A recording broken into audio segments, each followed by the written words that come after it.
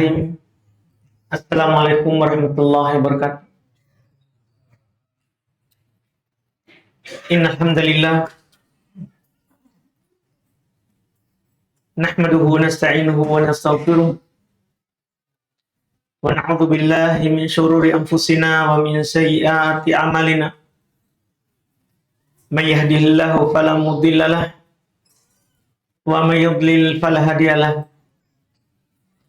Asyhadu an la ilaha illallah wahdahu la syarikalah wa asyhadu anna Muhammadan abduhu wa rasuluh sallallahu alaihi wa ala alihi wa sahbihi wa man tabi'ahum bi ihsan ila yaumiddin. Amma ba'd. Alhamdulillah, pada malam hari ini kita di majelis ke-47 di pembahasan Kitab Tauhid.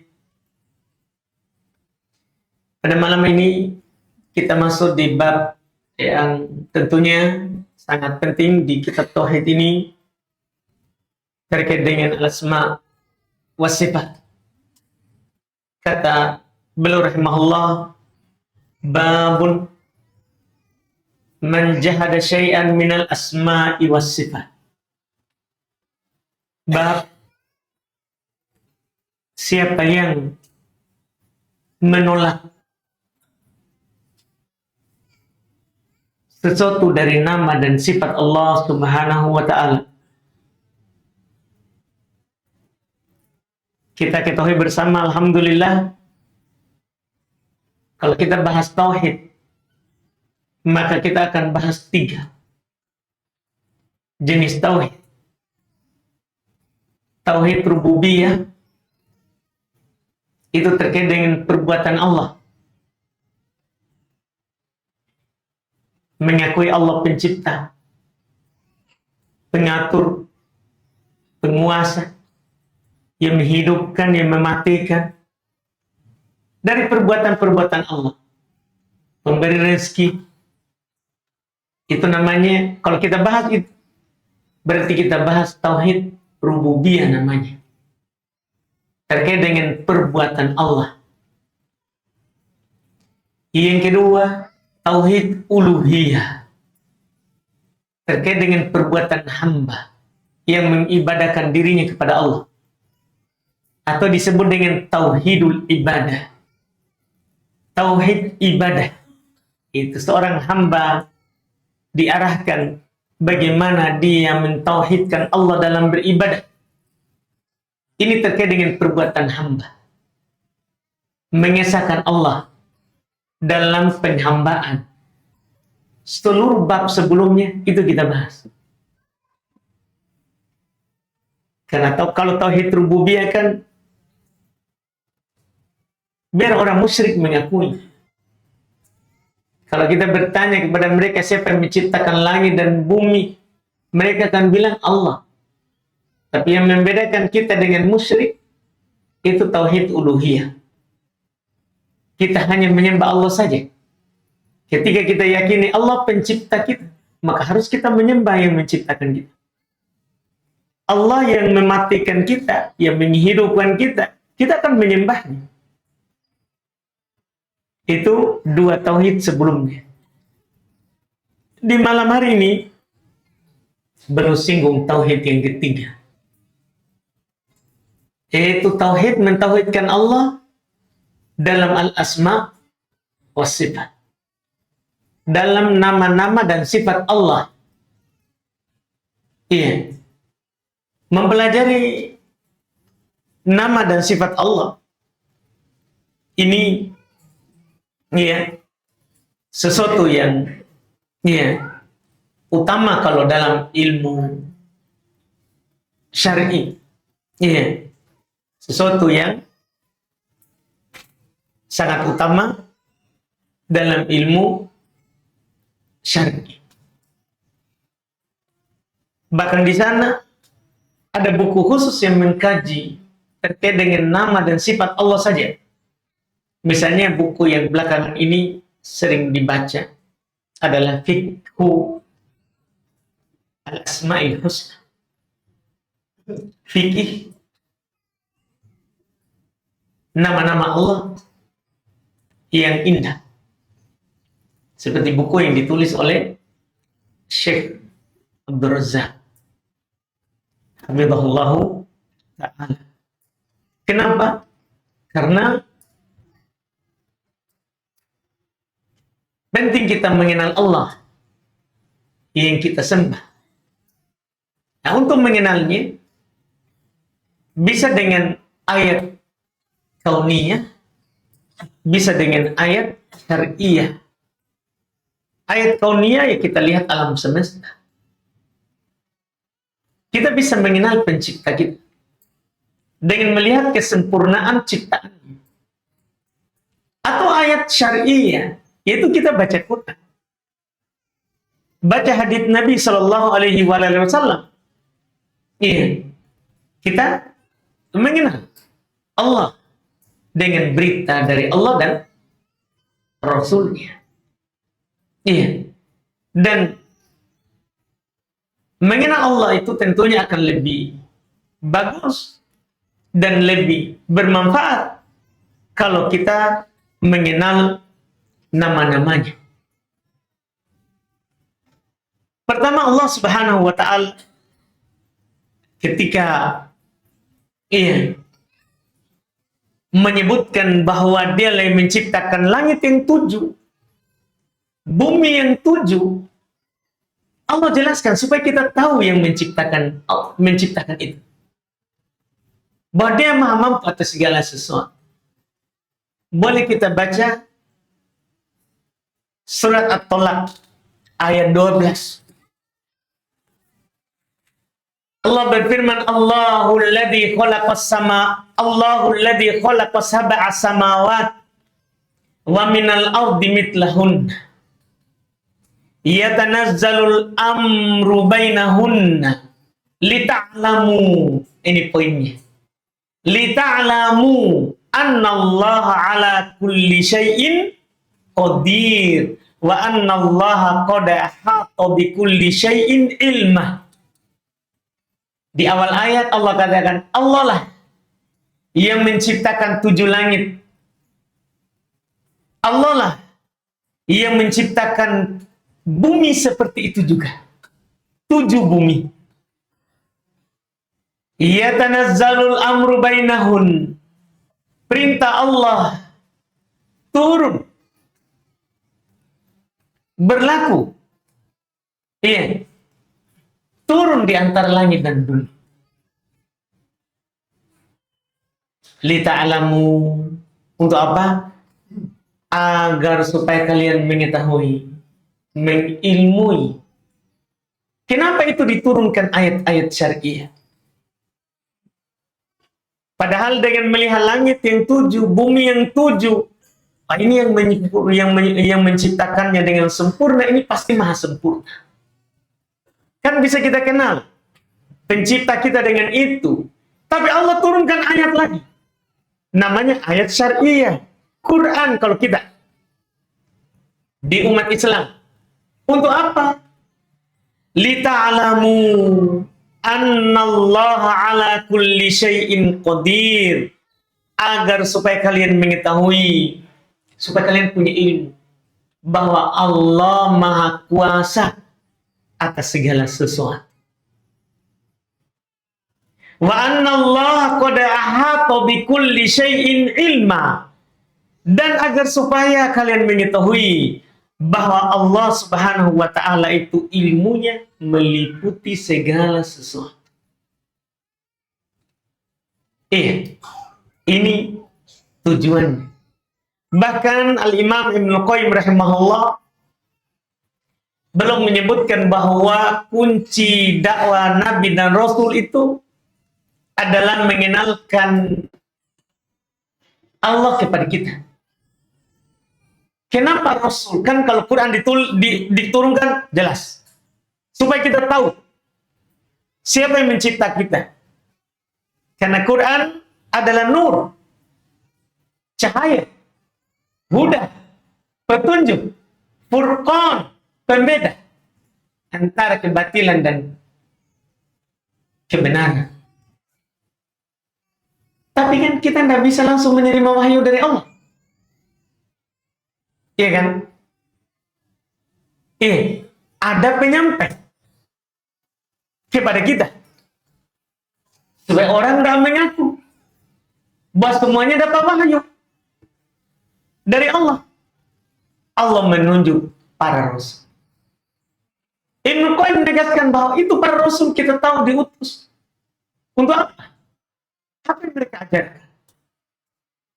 Mereka memperkenalkan kepada kita siapa yang menciptakan kita. Tidak ada kita tahu apa-apa kalau Allah dan Rasulnya tidak mengajarkan kepada kita.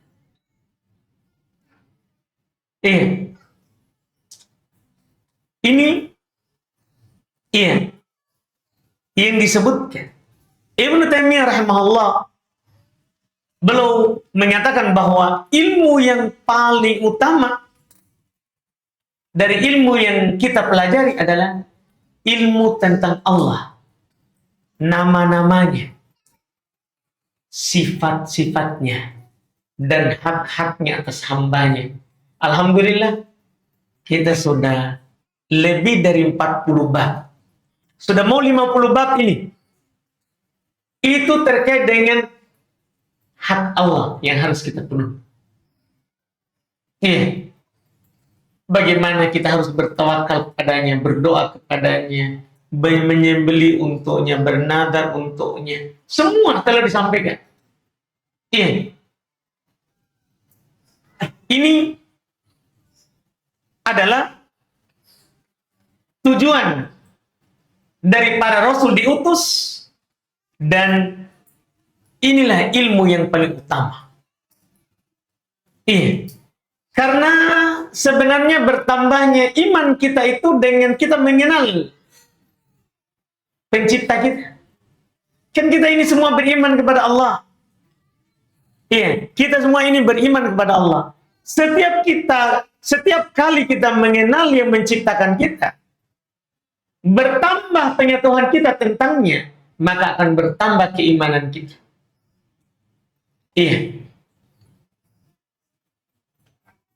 Akan bertambah keimanan kita. Contoh sederhana saja. Misal. Ketika kita mengenal bahwa Allah Subhanahu wa taala As-Sami, Maha mendengar, maka pertama, dimanapun kita berada, kita akan memanggil namanya, karena dia mendengar. Dimanapun kita berada, pasti kita takut melakukan pelanggaran, takut berucap, karena didengar. Itu contoh. Bertambah kepercayaan kepada Allah. Bertambah kepercayaan kepada Allah. Mohon maaf, kenapa orang pergi ke kuburan, berdoa kepada kuburan orang soleh? Karena keyakinannya, nah dengar ki. Kan begitu menurutnya. Dia dengar, nanti dia sampaikan kepada Allah yang kita sebut. Tanya lagi. Kan itu keyakinannya. Sehingga dia ke sana. Karena itu, kita ini, Allah Subhanahu wa taala berapa di Quran mengulang bahwa Allah Subhanahu wa taala As-Sami, Maha mendengar. Berapa disebut? Maka kita tidak perlu ke kuburan. Biar di rumah, Allah mendengar. Allah mendengar.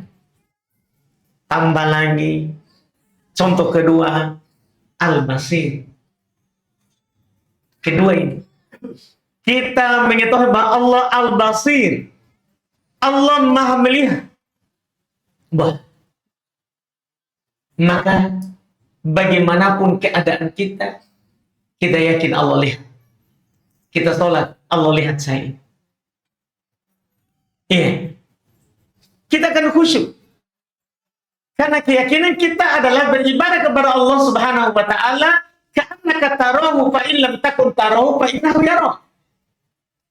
Kita beribadah kepada Allah seakan-akan kita melihat Allah. Kalau tidak, maka kamu yakini Allah melihat. Itu ibadahnya orang muhsin. Ibadahnya orang yang tinggi dalam Islam. Kita lihat, Allah melihat. Allah mendengar. Ditambah lagi Allah Al-Alim. Allah Maha mengetahui. Iya. Alimum bidatis sudur. Allah mengetahui isi dada yang terbetik di dalamnya. Belum kita ngomong, dia sudah tahu. Orang di samping kita tidak ada yang tahu apa yang kita pikirkan. Tapi Allah sebelum kita ngomong, dia tahu. Allah tidak tahu yang kita ucapkan. Tapi alimum bidatis sudur. Allah Maha tahu yang ada di dalam dada. Banyak. Nih. Kalau kita tiga ini saja, pasti akan bertambah keimanan. Iya. Biar kita ingin berhasrat mendapatkan sesuatu, tetapi kita tahu, Allah tahu kalau ini saya butuh pasti dia kasih. Allah tahu kalau ini hanya sekedar syahwat saya. Kalau saya dapat mungkin tidak akan cocok. Allah tahu ini. Sehingga nanti kalau luput, ya alhamdulillah, Allah tahu yang terbaik untuk saya.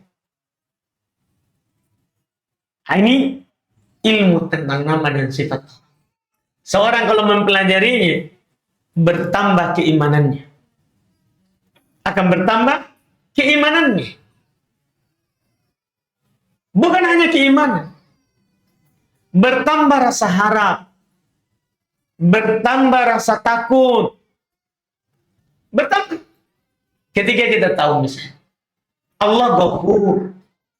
Allah Maha Pengampun. Bertambah rasa harapan, bagaimanapun dosa saya, bertobat saja, kan Allah mengampuni. Iya.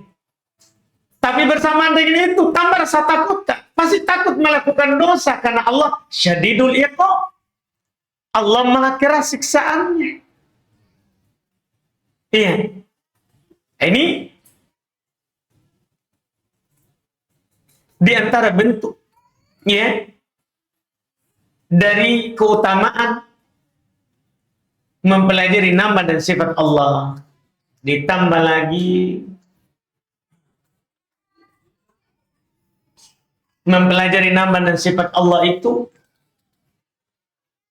kalau kita menghafal, memahaminya dan mengamalkan kandungannya, maka kita dijamin masuk surga. Ini keutamaan mempelajari Asmaul Husna. Banyak orang yang melafadzkan Asmaul Husna karena mengharapkan keutamaannya. Tapi sebenarnya keutamaan Asmaul Husna itu bukan sekedar menghafalnya, tapi memahami artinya dan mengamalkan kandungannya. Kata Nabi Shallallahu Alaihi Wasallam, Inna lillahi tis'atan wa tis'inas man mi'atan illa wahidah man ahsaha dakhalal jannah. Sesungguhnya Allah memiliki 99 nama, 100 kecuali 1. 99 nama. Barang siapa yang mengihsanya, bukan menghafalnya. Barang siapa yang ahsoha. Ahso itu bukan menghafal. Bukan juga mengucapkannya. Tapi ahso itu menghafal, memahami, mengimani, mengamalkan kandungan. Bukan hanya sekedar menghafalnya. Apalagi hanya sekedar ditempel di tembok masjid 99. Nama, tidak ada gunanya. Tidak ada gunanya. Karena Nabi ini satu-satunya hadis terkait dengan Asmaul Husna. Satu-satunya hadis. Terkait dengan Asmaul Husna. Inna lillahi tis'atan wa tis'ina asman mi'atan illa wahidah. Man ahsaha dakhalal jannah. Allah itu memiliki 99 nama, yaitu 100 kecuali satu. Siapa yang ahsohnya, yang mengahsohnya, maka pasti masuk surga. Mengahsoh maknanya, menghafalnya, memahami maknanya, mengimani nama tersebut, kalau itu adalah nama Allah, dan beribadah kepada Allah dengan konsekuensinya. Kita berdoa karena Allah yang mengabulkan doa. Kita berdoa menyebut nama-nama Allah yang indah. Walillahi asma'ul husna fad'uhu biha. Allah Subhanahu wa taala memiliki nama-nama yang indah, maka berdoalah menggunakan nama itu, panggil namanya. Kalau minta rezeki, ya Razzaq, panggil namanya. Minta ilmu, ya Alim. Minta pengampunan, ya Ghafur. Jangan minta pengampunan, ya Alim. Sebut namanya yang pas. Iya. Minta apa? Sebut namanya yang sesuai. Sebut namanya yang sesuai. Allah perintahkan itu. Walillahil asmaul husna fad'uhu biha. Allah itu memiliki nama-nama yang indah, maka berdoalah dengan menggunakannya. Kita kalau berdoa berapa nama? Mungkin ya Rob ya, atau ya Allah. Ya, alhamdulillah. Bagus, tapi kan kita harus pelajari nama-nama Rob. Karena itu bagian dari keimanan kepada Allah. Bagian dari keimanan kepada Allah. Allah memiliki 99 nama. Kita harus cari tahu itu. Iya. Supaya kita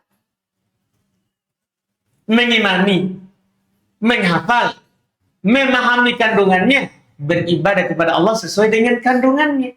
Siapa yang melakukan itu, dakhalal jannah, masuk surga. Masuk surga. Iya. Ini iya, keimanan kepada asma wa sifat. Dan dalil-dalil sangat banyak tentang ini. Makanya penulis ini kasih judul Man jahada syai'an minal asma'i was sifat. Siapa yang menentang sesuatu sedikit saja dari nama dan sifat, maka ini bukan lagi muslim. Iya, bukan lagi muslim.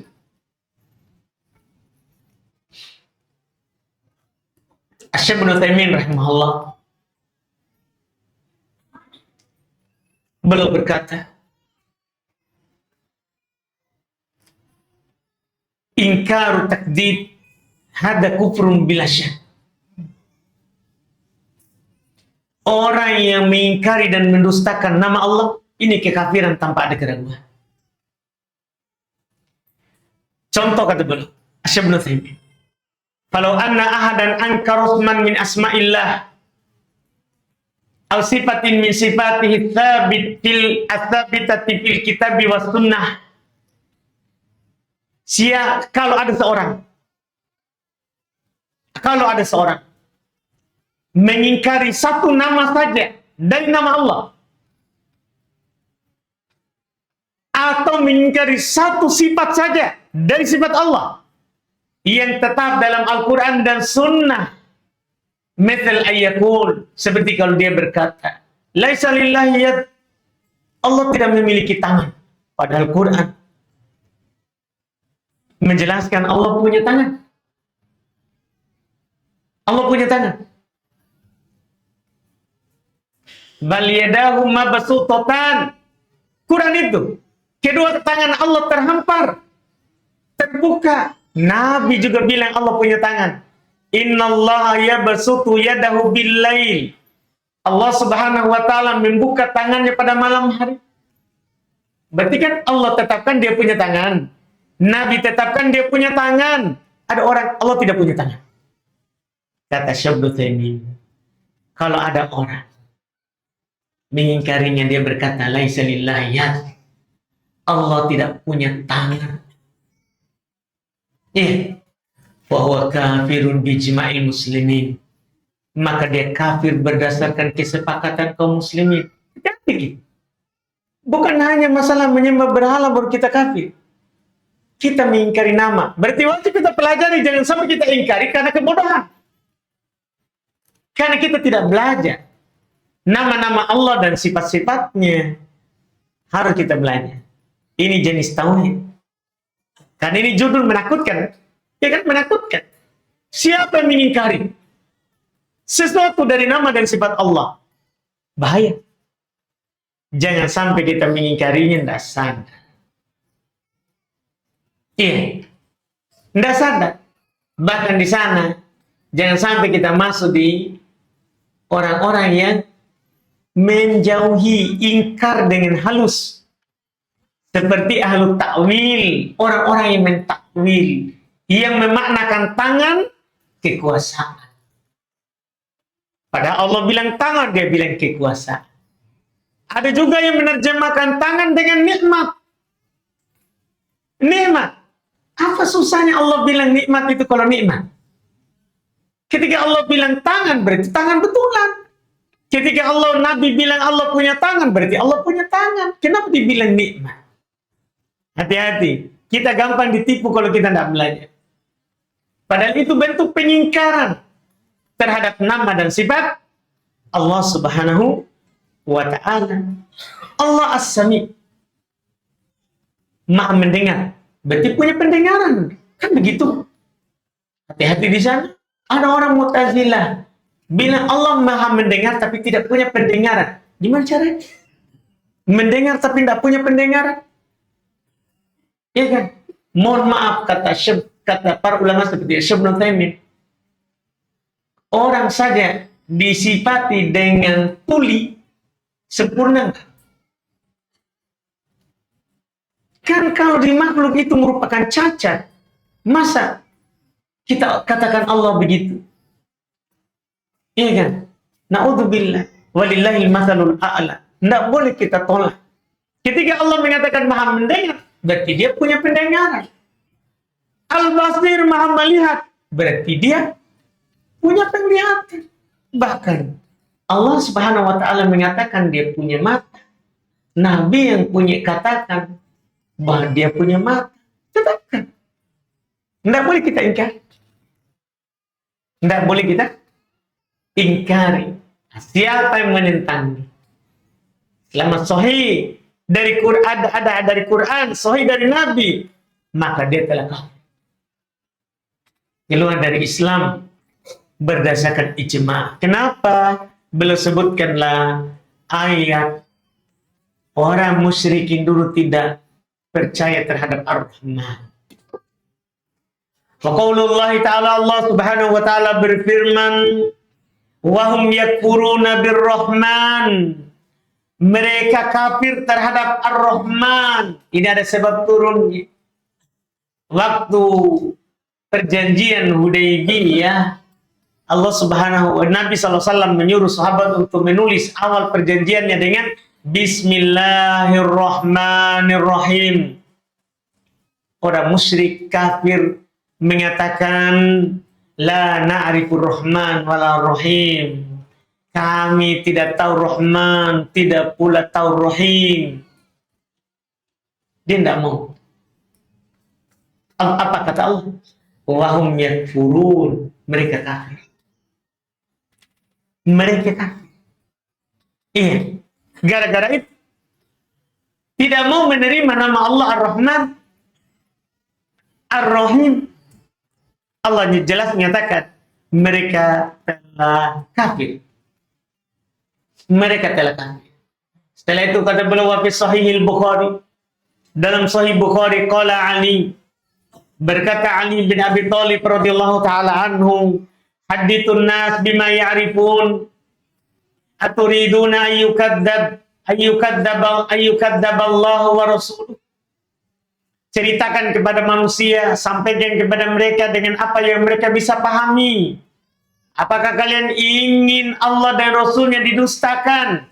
Para ulama berdalil dengan asar ini, bahwa Allah Subhanahu wa Ta'ala menyampaikan di Quran kalau dia punya nama dan punya sifat, dan itu kita bisa pahami. Ketika dikatakan Allah As-Sami, Maha mendengar, apa susah kita pahami itu? Kan gitu. Allah kan sampaikan sesuatu yang bisa kita pahami. Allah melihat, Allah mendengar, Allah mengetahui. Kan bisa kita pahami. Sampaikan, nggak usah dipaling-palingkan. Kalau kita palingkan ke makna lain, orang juga nggak paham jadinya. Ketika Allah katakan Allah punya tangan, kan semua orang langsung paham kalau tangan itu, ya kan, adalah tangan yang kita pahami biasa. Cuman jangan samakan tangan kita dengan tangannya Allah, kan tentunya tidak sama. Ya kan? Syekh Ibnu Taimiyah katakan antara makhluk saja tidak sama. Bagaimana kamu samakan antara makhluk dengan pencipta makhluk? Ya kan? Coba lihat tanganmu. Gimana tanganmu? Setelah itu lihat di tangan gajah. Sama. Kan begitu, Pak. Kenapa Syekh Ibnu Taimiyah katakan ini? Karena di sana ada orang menolak bahwa Allah punya tangan karena akan sama dengan tangan makhluk. Tidak sama. Antara makhluk saja tidak sama. Gimana kamu samakan dengan Allah yang maha sempurna? Tentunya tidak akan pernah sama. Makanya tangan itu dipahami kalau tangan. Tapi bagaimananya? Tidak ada yang tahu. Tangannya makhluk sesuai dengan kekurangannya, keterbatasannya. Tangannya Allah sesuai dengan kesempurnaannya. Tidak ada yang sama dengan tangannya makhluk. Ya kita terima saja. Daripada kita bilang, kalau ada tangan terjemahkan nikmat. Nah ini kan orang tidak kenal. Tangan itu adalah nikmat. Jadi ambil dengan tanganmu ya. Berarti artinya ambil dengan nikmatmu. Jadi begitu. Terus juga gimana itu makna ayat? Bal yadahu mabsuutatan. Bahkan kedua tangan Allah terbuka.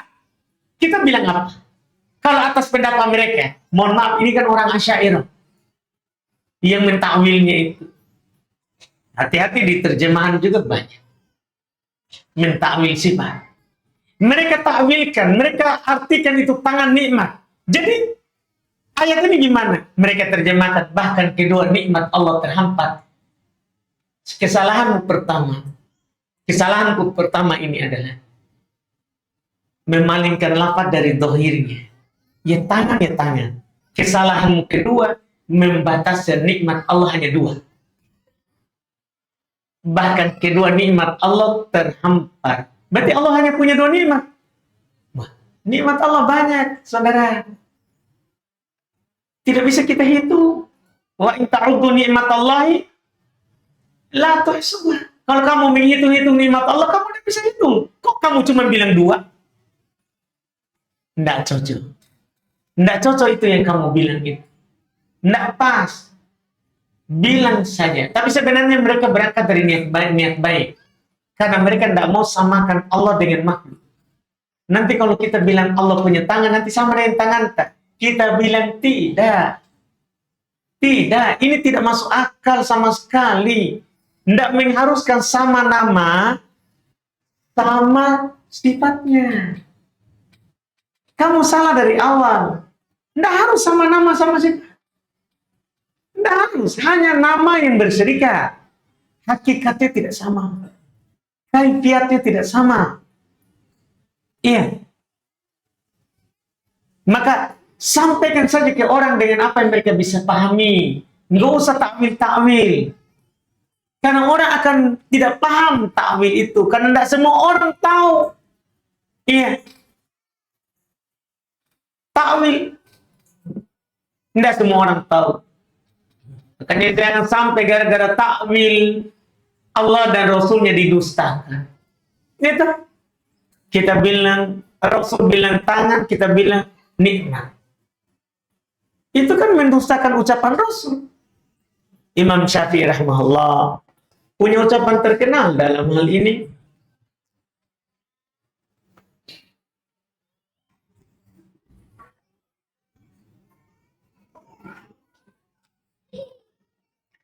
Terkait dengan nama dan sifat ini sering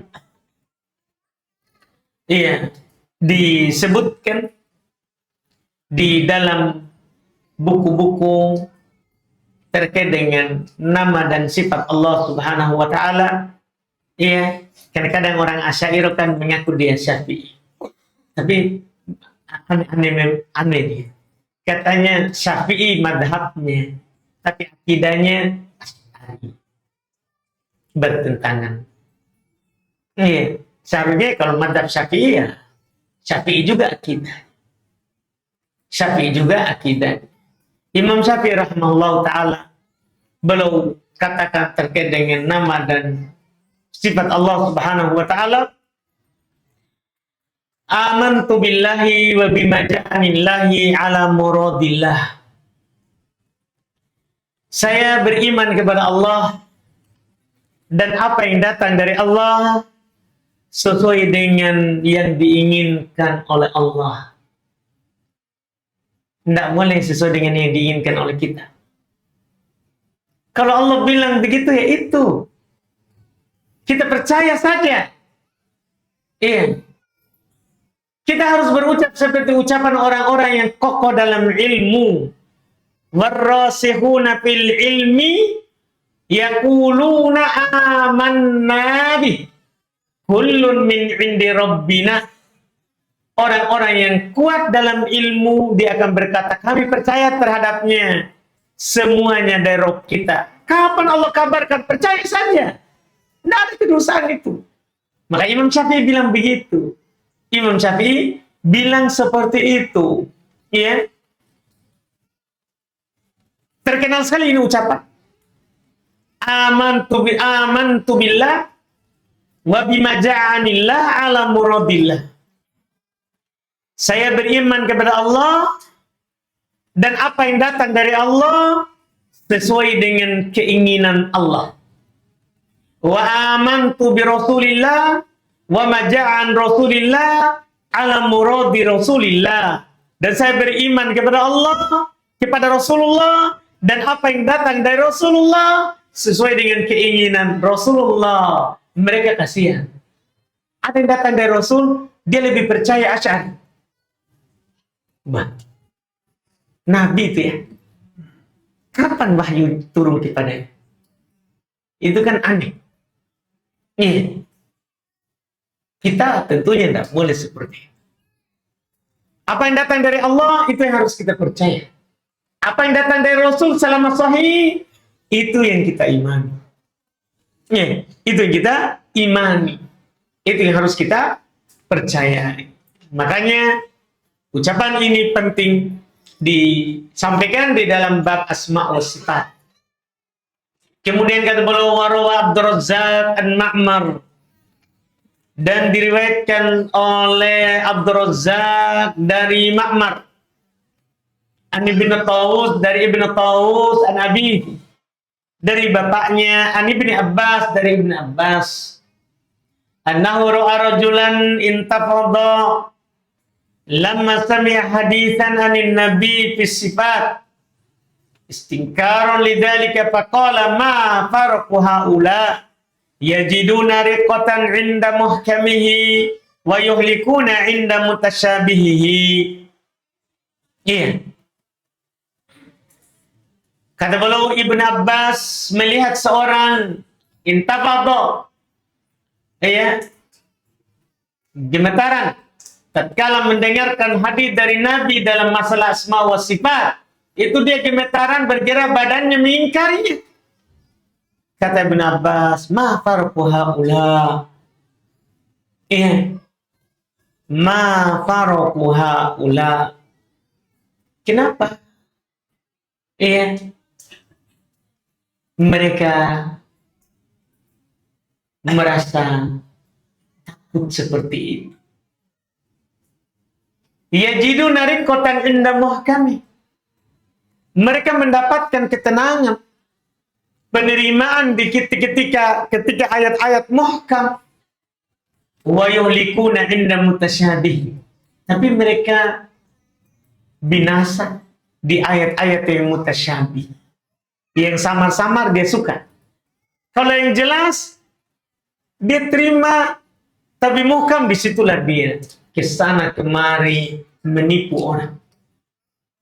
Ia mengarahkan ke makna yang tidak zahir, makna yang tidak nampak. Iya, mengarahkan ke makna yang tidak nampak. Ini sudah diingatkan dari masa Ibn Abbasin radhiyallahu taala anhuma.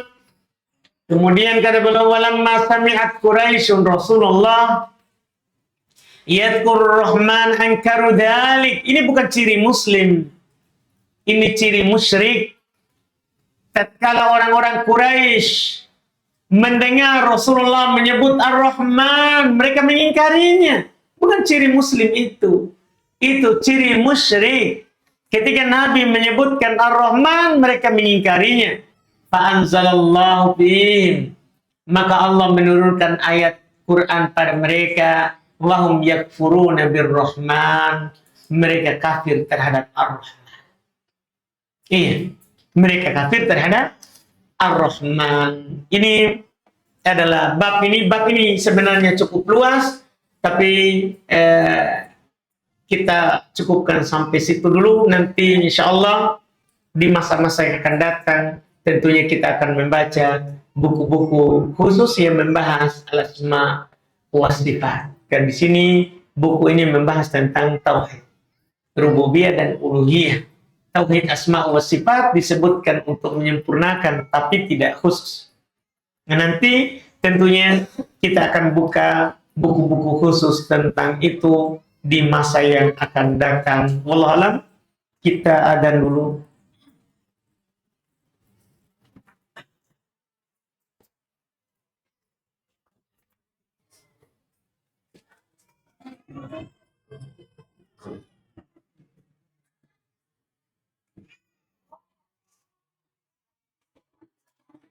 Sini ada pertanyaan, bagaimana hukumnya menjenguk non-muslim yang sakit dan non-muslim yang meninggal dunia? Kalau sakit boleh. Nabi menjenguk pamannya. Itu sakit. Musyrik. Nabi menjenguk Yahudi. Waktu sakit. Diajak pamannya Islam. Diajak itu Yahudi Islam. Pamannya tidak. Anak Yahudi itu masuk Islam. Dijenguk sakit. Kalau meninggal, tidak boleh. Nabi ketika Abu Thalib meninggal, datang Ali kasih tahu. Sudah meninggal pamanmu, kubur pamanmu, kubur ayah. Pergi. Karena dilarang.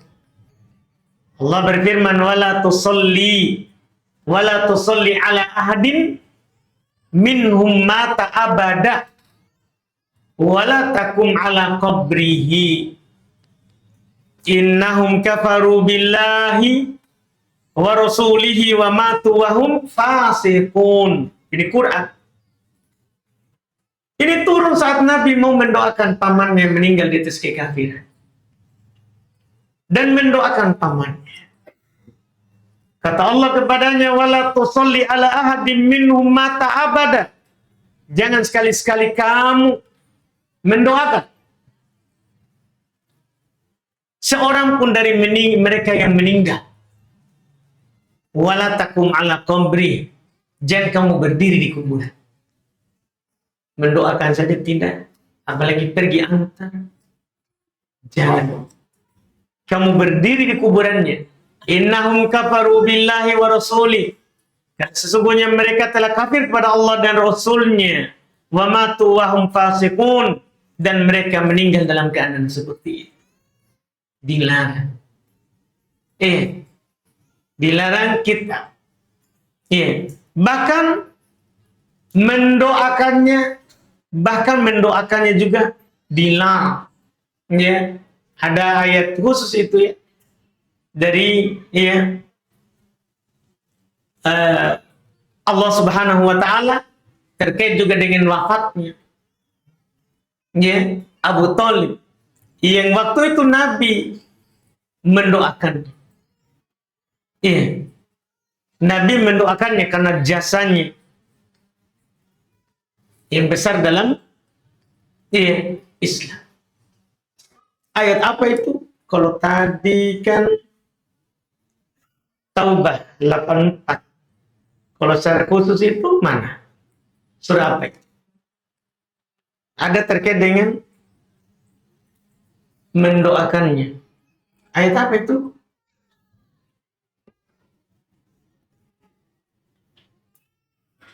Siapa yang tahu? Ada?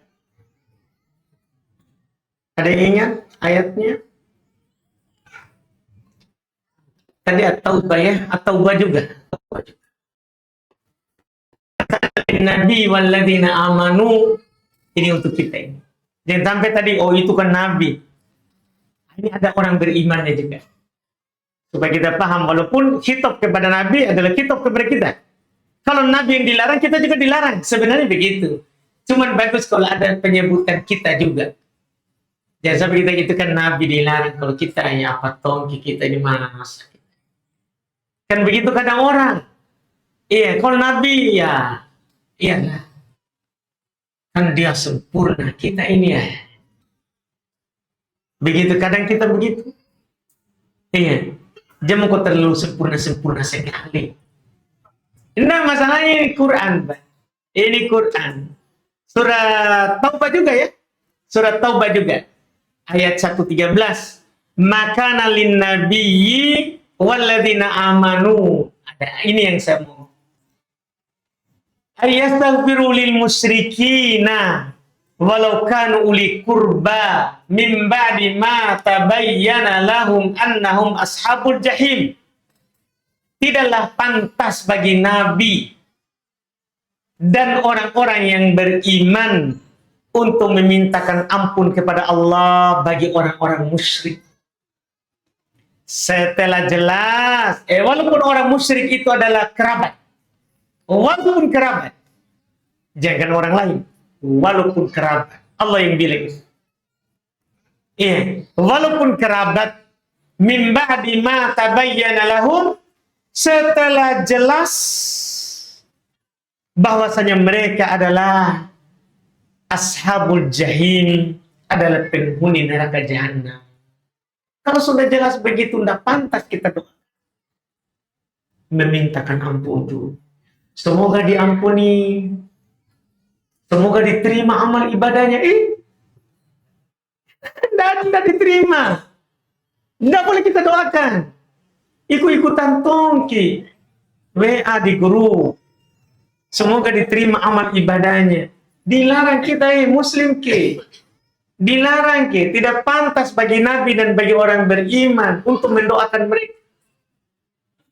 Tidak pantas. Masih hidup? Iya. Masih hidup. Yang masih hidup. Pergi. Saudara masuk ke Islam. Selamat. Doakan. Semoga masuk Islam ki. Mau makin ini meninggal. Ayo gitu kan. Masih hidup. Kalau sudah meninggal, tidak boleh. Ini ayat. Ini ayat. Tidak pantas. Tidak pantas. Bagi Nabi dan bagi orang beriman. Untuk memintakan ampun terhadap musyrik. Setelah jelas kalau mereka sudah menjadi penghuni jahanam. Tidak boleh lagi. Tidak diperbolehkan lagi. Wallahu a'lam.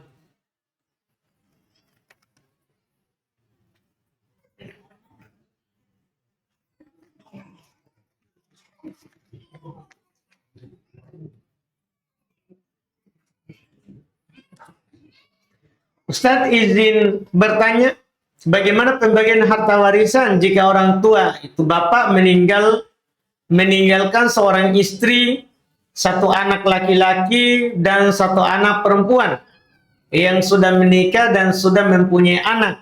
Misal harta yang ditinggalkan 100 juta. Di Quran sudah ada bagiannya. Buka ki An-Nisa ya.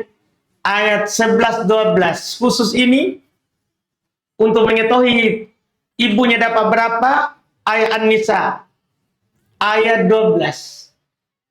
Iya. Ayat 12. Buka lagi.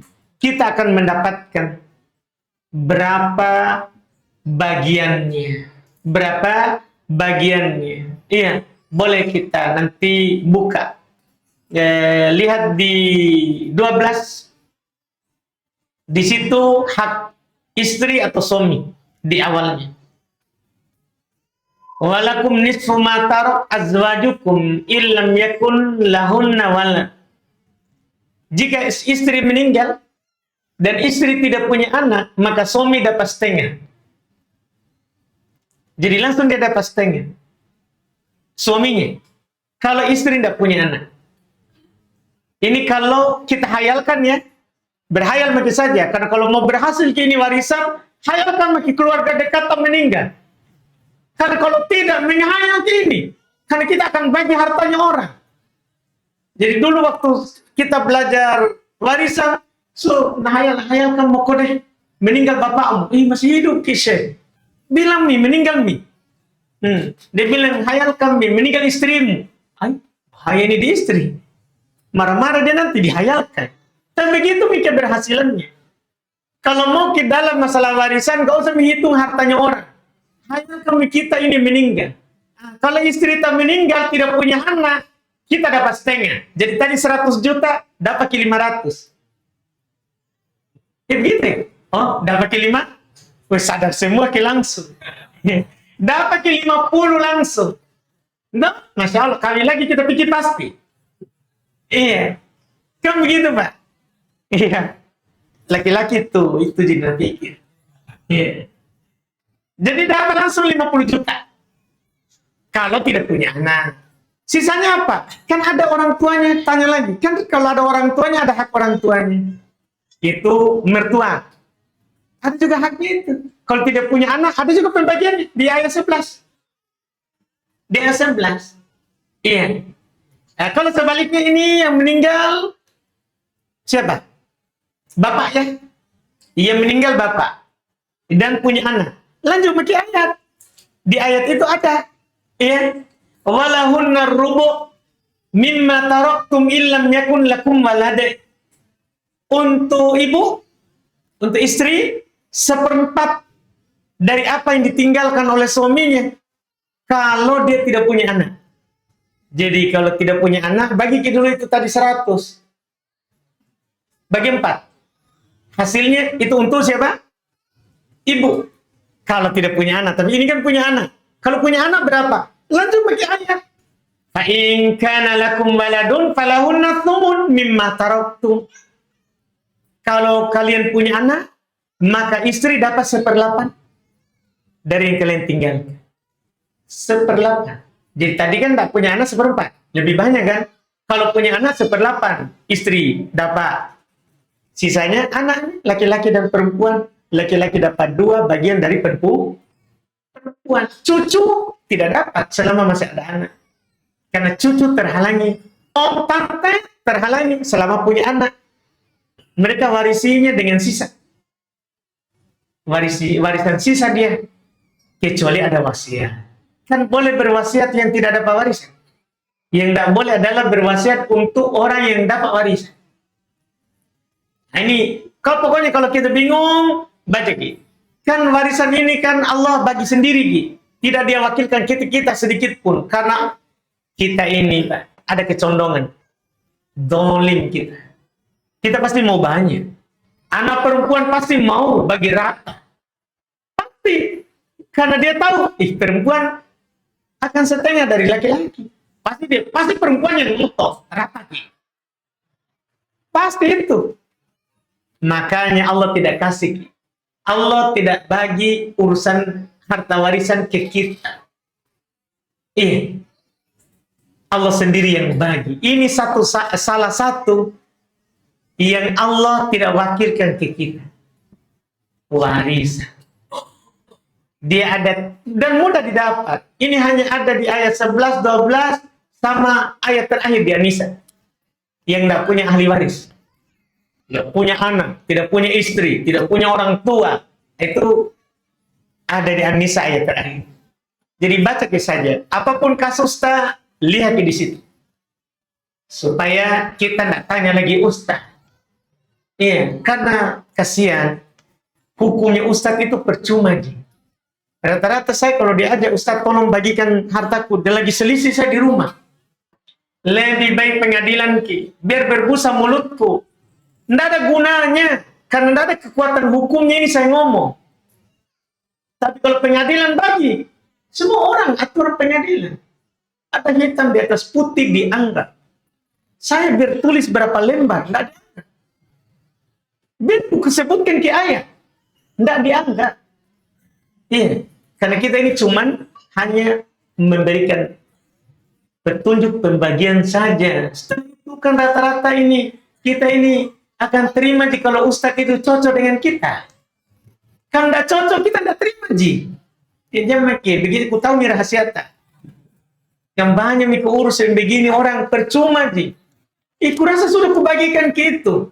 Iya Ustaz, tapi ada saudara ku nggak mau, sudah maki. Pengadilan maki. Keluar uang tak. Kalau saya kan gratis, Ji, gorak. Keluar kami uang tapi pengadilan. Kalau percuma di saya bagi. Masih berselisih. Iya. Apalagi kita orang Bugis, saya ini banyak sekali menghadapi orang Bugis bagi warisan. Jangan kita tanya, Ki. Banyak sekali nih. Orang nggak mau. Biar dibawa ke ustaz yang putih jenggotnya. Nggak mau. Tetap berselisih kalau haknya. Kalau hak. Iya, ini masalahnya kita ini. Wallahualam. Ustaz, bagaimana hukumnya jika suami bergabung dengan grup alumni sekolahnya, di mana dalam grup berbaur antara ikhwan dan akhwat, sedangkan belum sudah belajar hukum syar'i. Sedang sang istri sudah beberapa kali menasihatinya. Wajarkah jika seorang istri cemburu, sedangkan dia sendiri melarang istri untuk bergabung di grup alumni? Iya. Masya Allah. Jadi saya ini bukan hanya pembagi harta ya. Alhamdulillah. Oh, kita syukuri, alhamdulillah. Jadi kalau masalah cemburu wajar. Iya, sahabat juga begitu. Iya, waktu. Iya, ada sahabat yang mereka sedang berdiskusi, kalau ada laki-laki sama istriku, dia bilang, Sa'ad bin Abi Waqqas. Dia bilang, saya penggal lehernya. Hanya sekedar bersama, saya penggal lehernya.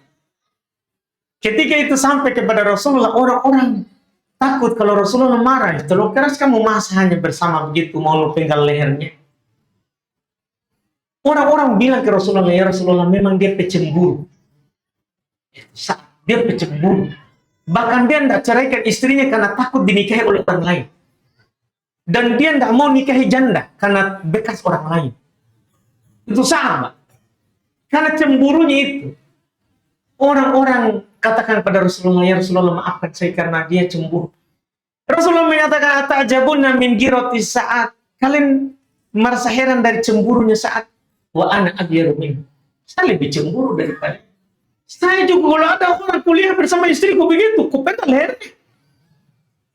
Saya lebih cemburu daripada dia. Maksudnya, ya wajar. Itu hal yang dibenarkan. Kalau orang cemburu. Makanya seorang ya harus ada warok. Nggak boleh kita jaga hubungan dengan teman dan akan merusak hubungan dengan yang wajib kita jaga. Istri tak. Kalau istri tidak suka, jangan kita gabung. Kan tak wajib, Ci. Kita gabung di grup alumni. Tidak wajib, Ci. Waktu wajib. Kan yang wajib, karena bapak-bapak melotot semua ini. Kan yang wajib adalah menjaga perasaan istri tak. Itu yang wajib. Nabi saja saat Aisyah pukul itu tangan pelayan, pecah piring. Apakah Nabi marah? Dia bilang, garat ibu kalian cemburu. Dibenarkan. Bahkan pecah piring. Kalau kita gimana itu? Pecah ulang ya. Jadi belum tak marah kan itu karena apa? Kecemburuan. Setelah itu belum jamin tidak berulang begitu. Artinya belum sudah larang. Kan waktu itu ada makanan dari istri lain. Tapi Nabi lagi di Aisyah. Mau dipukul tangan. Setelah itu, tidak ada lagi begitu. Kalau saya di sana, jangan kok kirim. Kan bahaya itu, Pak. Itu fikih poligami itu ya. Iya. Ada kencang tuh. Iya. Jangan sampai Pak bersih ban motor tak kalau ke sana, kalau ke sini kotor ki. Nah, itu menimbulkan kecemburuan. Nanti ban motor tak hilang. Iya. Jadi ini masalah. Jadi tidak apa-apa. Jadi Nabi hindari itu. Padahal mubah saja kan. Kan istrinya juga yang kirim. Tidak apa-apa. Tapi kan itu menimbulkan apa? Kecemburuan istri. Jangan dilakukan. Jadi tidak dilakukan. Bayangkan, Mbak. Nah, kita juga kan harus begitu. Kalau itu membuat istrinya cemburu, hapus maki itu grup alumni. Lebih baik kita jaga itu istri. Kan alumni gampang sih. Gitu. Iya. Jadi ini wajar tahu. Jangan disalahkan. Jangan disalahkan. Bukan saya bela perempuan, Pak. Tapi saya selalu memperhatikan masalah syar'inya itu. Jadi saya selalu memperhatikan bagaimana Nabi bersikap supaya kita jangan kita terlalu. Jangan sampai kita bilang, kau itu semua kau atur. Namanya juga suami istri, tak? Namanya juga suami istri.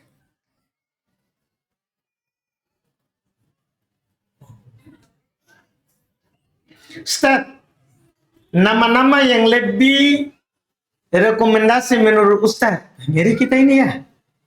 Abdullah Musa atau Muhammad Musa?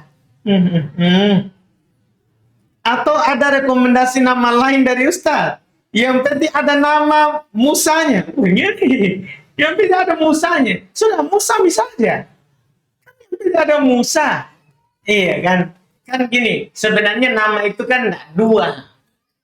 Kalau dalam Islam itu nama itu satu saja. Boleh kita tambahkan sifatnya. Tapi kalau kita tanya nama yang utama ya Abdullah. Nama yang paling dicintai oleh Allah adalah Abdullah dan Abdurrahman. Kalau laki-laki. Kalau perempuan Amatullah. Bukan ummah. Bukan ya Amah. Amatullah, Amaturrahman. Karena kalau Abdu itu laki-laki. Kalau perempuan Amah.